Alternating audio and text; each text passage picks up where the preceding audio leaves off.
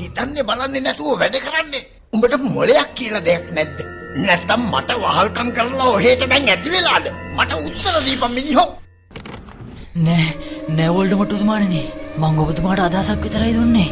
සමහරවිට අපිට මේ වැඩේ කොල්ල නැතුව කරන්න පුළුවන් වේවි. නෑ ඒ කොල්ලව මට ඕනිමයි. ඌ නැතුව අපිට මේ කිසිම දෙයක් කරගන්න බෑ. උඹලා මං කිව්ව විදිහටම කොහොම හරි මේ වැඩේ කරන්න ඕනේ. ඒ දේ අනිවාර්යයෙන්ම සිද්ධ වෙනවා උතුමාණනි. බොහොම හොඳයි. හැබැයි මුලින්ම අපේ පරණ යාළුවා හැම කෙනෙකුටම මේ පණිවිඩය දෙනවා. කිව්ව දේ පැහැදිලිනේ.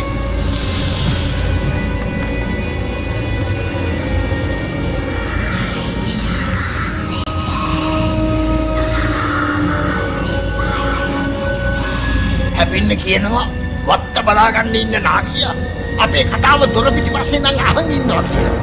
තමුසෙත් ඔතනින් අහකට වෙනවා වොක්ටල්. මං ඕකට අද දෙන්නම් ජීවිතේටවත් අමතක නොවෙන තෑග්ගක්.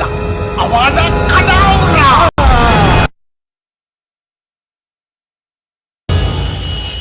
හැරි ඔයා හොඳින් නේද? හමයිනි නරක හීනයක් දැක්කා. ඔයා දැන් ආවේ? ඔව් ඔයා ඊරෑ රොන් නැගිටින්න.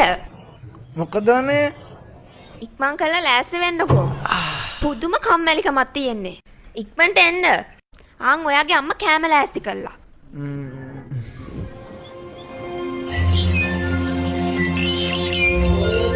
රොන් කොහෙද අපි මේ යන්නේ? දන්නේ